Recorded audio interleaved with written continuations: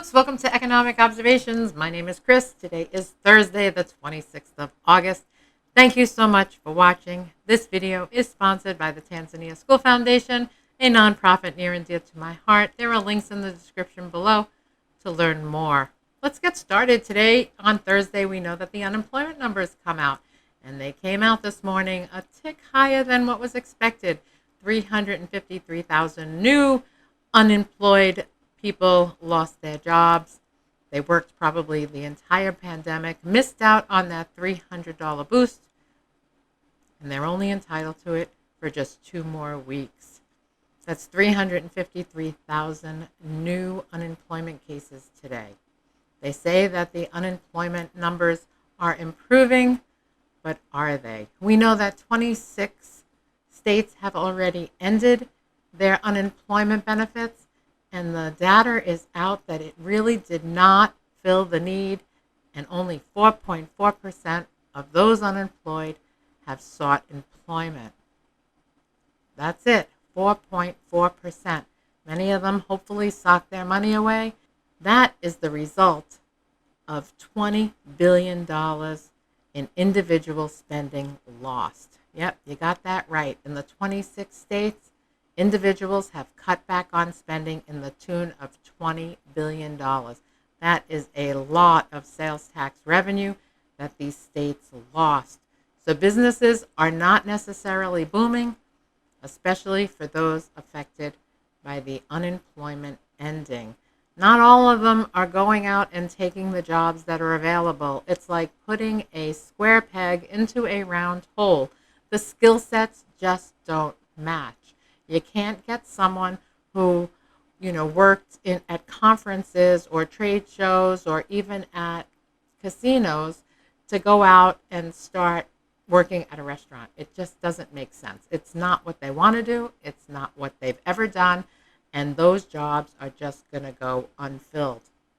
A lot of restaurant workers opted out of the restaurant business. They're now driving for Uber Eats or Grubhub or doing their own thing, but they are not going back to that grueling restaurant industry. And if you've ever worked in the restaurant industry, it is grueling and it is taxing on your body. So if you're an older person in that industry and you've been doing it for 30 years, after the year off, you're not going back.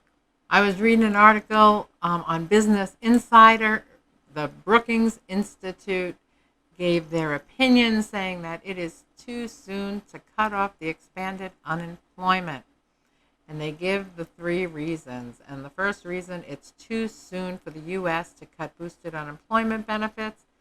The aid is set to lapse for 7.5 million American workers in just 2 weeks. That's right, 2 weeks, September 6th. It's all over for a lot of people. And if we thought that people were behind on their rent before, just wait till these 7.5 million people come off their safety net. There's going to be a lot more evictions added to the plate. Some landlords might have been getting paid all these months with that money. And with that money ending in the remaining 24 states, well, that number of evictions should rise. The think tank says letting it expire would widen the inequity and slow the recovery without fixing the safety net. We can see that $20 billion cut in spending go to $40 billion cut in individual spending pretty soon. You listen to the news and you hear that the airlines, the bookings are down by 20% and there are more and more cancellations. Airbnb said its bookings are way down.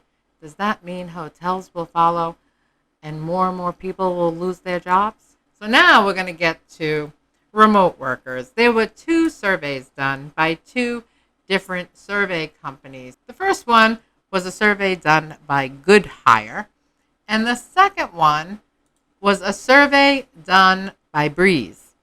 Good Hire interviewed 3,500 workers, and Breeze interviewed 1,000 remote workers. And the results were pretty much similar. It says remote workers aren't ready to go back to the office, and they would take a pay cut and give up benefits to never return to the office. almost 2/3 of remote workers or those looking for a remote job would take a 5% pay cut to work from home. This is the one from Breeze. It said almost 1 in 4, 25%, said even a 15% pay cut would be an acceptable trade-off. And while 15% of workers are all ready to sacrifice 25% of their pay never to return to the office again. Now, some of you watching this video might be working from home. Would you accept a pay cut? Would you accept a reduction in benefits? Would you work 10 additional hours as long as you can do it from home? Remote work is becoming the true employee benefit. Employers need to look at this holistically to realize that to compete in the post-COVID world, the flexible work environments are incredibly important to remain competitive. So what do you think about that? It says some people are even opting to give out their benefits, like health insurance, dental, and vision. Some are even willing to give up their retirement plans. Google and Facebook and some other tech firms are already saying, fine, you don't want to come back to the office? Well, we are going to adjust your pay according to where you're living. So if you're no longer living near the Silicon Valley area or San Francisco and you move to St. Louis, well, your pay is going to be reduced to live in St. Louis. Just curious, what do you think about that? It's interesting, but a lot of remote workers are willing to take the pay cut. And well, why wouldn't they? So let's see what they're saving. They're saving probably an hour in each direction going into the office. They're saving on parking and expensive train rides. They're saving on that coffee in the morning or their lunch out, clothes, and a plethora of other things. So, you take all that into consideration. 2 hours, 2-hour commute every day. It's 10 hours a week. You multiply that by 52, and you get my picture. It's a lot of time that they're going to save, and that time they can spend with their family or friends or just watching YouTube in the background while they are working. It's very interesting. So as many of you know, I worked on Wall Street for a long time. I started out in the New York office, and then I moved to the Boston office. And I worked in the Boston office a long time. But the thing is, my entire team was in New York. I was the only one in the Boston office. So it was as though I was working remote, although I had to go into the Boston office. And it was different because I felt a little isolated, and I felt like I wasn't part of something bigger. Imagine having a team of, 2,000 people in the New York office, and you're the only one in an office in Boston. I wasn't in an office by myself. I was in an office, and my desk was within another division. So although I knew everyone I worked with, they were not part of my team. So it was as though I was working from home. And I'm going to say there were some real difficulties with that. I would fly to New York for 2 days a week. For years, I would go on Tuesday and Wednesday to the New York office and work from New York just to be part of something bigger, just so I was visible for any promotions or exciting projects, and I wouldn't be left behind. I loved going to the New York office. It was happening. I would stay at the Ritz-Carlton, and I would always hit up a Broadway show, and I really enjoyed it. Now, today, if I had to go into the office and I still had that job, I would prefer to go into the New York office 2 days a week and work from home for the remaining 3. There would be no sense for me to go into another office and not be part of something bigger. Just curious as to what you think. I'm a firm believer that, in order for that exciting project or the promotion, you really need to be in the office, because I've been there.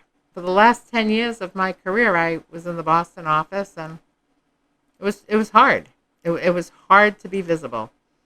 And when you have a lot of ambition and you love what you do, you really need to be part of something bigger. I'm not saying it's for every job. Maybe the tech industry is different. But I know working on Wall Street, well, it was the place to be. Yeah, and that was a different part of my life. And I loved that part of my life.